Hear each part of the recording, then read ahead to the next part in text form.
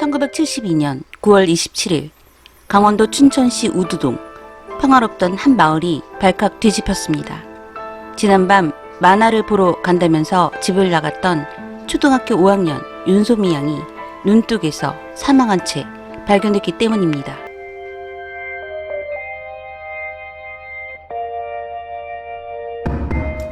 안녕하세요. 저는 미스터리한 사건과 사고를 전하는 콜드케이스 크리스비입니다. 지난 29일 SBS 꼬리에 꼬리를 무는 이야기에서는 조작된 살인의 밤, 연필과 빛, 그리고 야간 비행이라는 제목으로 49년 전 춘천 파출소장 딸 살인사건의 범인으로 몰려 무기징역을 받게 된 정원섭 씨의 사건을 조명했습니다. 그 당시 TV도 귀했고 컴퓨터도 없던 시절, 마을에서는 아이들에게 만화방이 인기였는데 그곳에는 다른 집에는 없었던 TV가 있었습니다. 만화방의 아들이었던 재호는 TV가 있는 집이라는 것 때문에 친구들에게 인기가 많았습니다. 윤소미 양의 시신이 발견된 날, 경찰은 재호에게 질문을 하게 됐고 경찰이 내민 윤소미 양의 사진을 보고 만화방에 가끔 오던 여자아이예요 라고 답을 했습니다. 신원을 확인한 결과 피해자는 관내 파출소장의 딸이었고 경찰은 대대적으로 수사를 한 후에 수사 결과를 발표했습니다. 경찰은 윤소미 양의 시신이 발견된 곳은 눈 가운데였고 그곳에는 연필과 빗 그리고 음모가 발견됐지만 당시 DNA를 구별할 수 있는 과학 수사가 발전되지 않아 범인을 특정할 수가 없었습니다. 경찰은 윤소미 양 주머니에서 TV 시청표를 발견했는데 재혼의 만화방의 시청표가 아닌 다른 만화방의 시청표였습니다.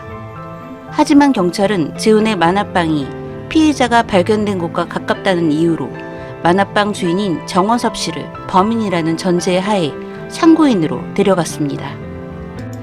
정원섭 씨의 아내는 그 당시 재호의 동생을 임신하고 산 딸이 가까웠는데 경찰은 참고인으로 데려간 정원섭 씨를 풀어주지 않았고 그동안 정원섭 씨의 아내는 출산을 했습니다.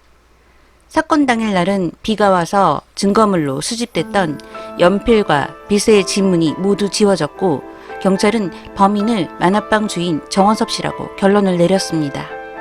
그 이유는 이후로 목격자와 관련자의 증언이 수도 없이 많이 나왔고 모든 증거는 정 씨를 가리키고 있었습니다.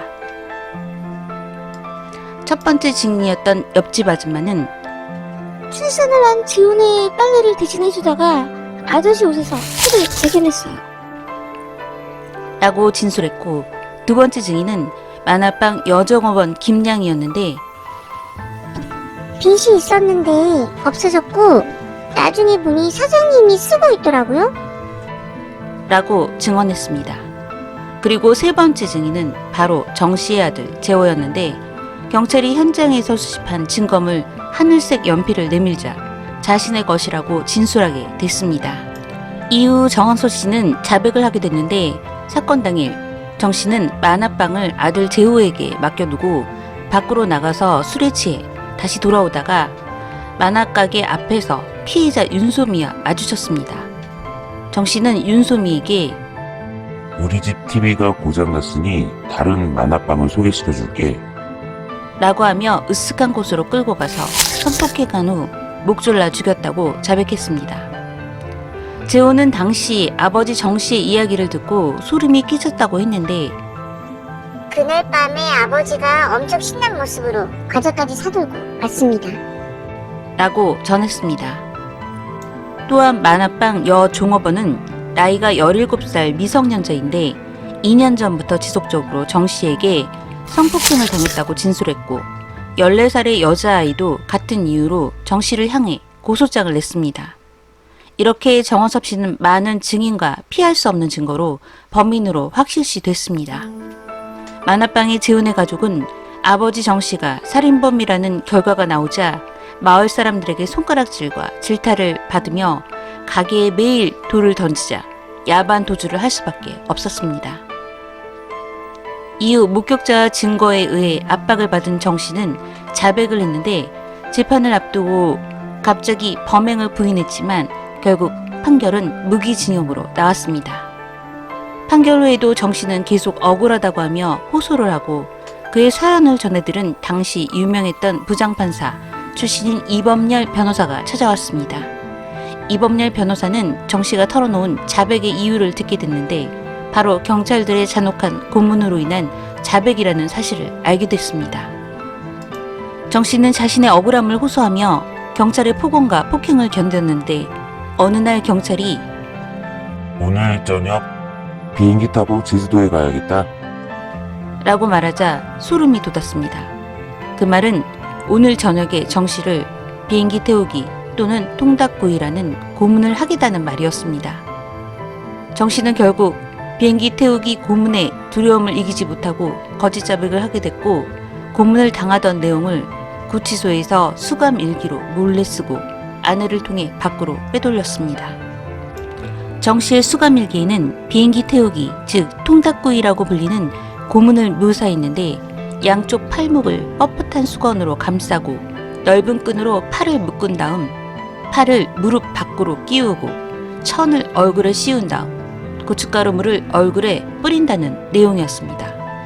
이 변호사는 정 씨의 수사 기록부터 꼼꼼히 살펴보고 이상한 점을 발견했는데 사건 현장 지도에서 사건 당일날 정원섭 씨를 피의자로 단정지어서 써있다는 점과 국가수 감정 결과가 사건 당일날 나왔다는 점을 수상하게 봤습니다. 당시 박정희 전 대통령 시절이었고 경찰을 관할하던 부서는 내무부였습니다. 불도저 스타일의 김현옥 내무장관은 경찰에게 시한부 검거력을 내렸고 10일 안에 범인을 잡지 못하면 경찰이 책임을 지도록 했습니다. 그렇게 수상한 점이 가득한 채 정 씨는 무기징역을 받은 채 구치소에 들어갔고 모범수로 있다가 15년 2개월 만에 성탄절 특사로 석방하고 집으로 왔지만 아이들은 아버지를 알아보지 못했습니다. 정 씨는 그토록 그리워하던 집에 돌아왔지만 정가자라는 이유 때문에 가족들까지 피해를 보게 생겨서 혼자 시골로 내려가서 9년을 지냈습니다. 그러던 어느 날 이범열 변호사에게 연락이 왔습니다. 당시 복사기가 없던 때 자신이 직접 손글씨로 쓰며 23년을 보관했던 증거 기록을 정 씨에게 주고 재심을 하라고 권하고 이범열 변호사는 얼마 지나지 않아서 암으로 사망했습니다. 정 씨는 항소를 하게 됐습니다. 자신을 성폭행했다고 진술한 여종업원 임양과 14살 소녀는 고소를 취하했는데 당시 경찰이 여관에 데리고 가서 폭행을 하고 협박을 해서 거짓 증언을 했다고 전했습니다. 정 씨를 범인으로 만들었던 많은 목격자들은 이제 솔직하게 진술을 했지만 모두 위증죄로 고소를 당하게 됐습니다. 더욱 놀라운 것은 경찰이 정 씨의 아들 재호에게도 연필 증거를 재호 것과 바꿔치기 해서 재호가 연필이 자신의 것이라고 진술을 하게 만들었던 것입니다. 아들 재호는 자신이 아버지를 감옥에 가게 만들었다는 죄책감을 갖고 살았습니다. 정 씨는 김범열 변호사가 준 자료를 가지고 임영화 재심 담당 변호사와 항소를 했고 1년 반 만에 기각으로 결과가 나왔습니다. 그리고 또다시 2년이 흘렀고 대한민국 진실 화해를 위한 과거사 정리위원회의 권고로 재심이 이뤄졌는데 2011년에 뒤늦은 무죄 판결을 받았습니다. 하지만 억울한 옥살이에 대한 26억 원의 손해배상금 소송에서 소멸시효를 이유로 패소하여 한 푼도 배상받지 못했습니다. 정원섭 씨의 아버지는 정 씨가 구속되고 화병으로 3년 후 돌아가시고 어머니도 무죄 판결 소식을 듣지 못하고 사망했습니다. 당시 국가에서 내려진 시한부 검거령으로 인해 무고한 사람을 범인으로 몰고 춘천 파출소장 딸 살인사건의 진범은 영원히 잡을 수 없게 됐고 장기 미제 사건이 되어버렸습니다. 고문 조작 사건 피해자 정원섭 씨는 뇌출혈로 쓰러지고 치매까지 왔는데 2021년 3월 28일 향년 87세로 별세하셨다는 소식이 알려지면서 안타까움을 줬습니다. 그리고 2013년 개봉하여 관객 1000만 명을 동원한 영화 7번 방의 선물이 이 사건을 기반으로 제작된 것이라고 합니다. 과거사 정리위원회를 통해서 정권의 피해자들을 억울한 누명에서 구하는 사건들이 밝혀지고 있습니다. 하지만 이들은 이미 자신의 젊은 날 행복했던 가족들을 잃어버린 후였습니다. 게다가 피해자들은 우리 주위에서 쉽게 볼 수 있는 일반 시민이었습니다. 앞으로 더 이상 국가, 적어도 민주주의 국가에 사는 대한민국 국민들이 이런 억울한 누명을 쓰지 않기를 바랍니다. 저는 콜드케이스 크리스비였습니다. 시청해주셔서 감사합니다.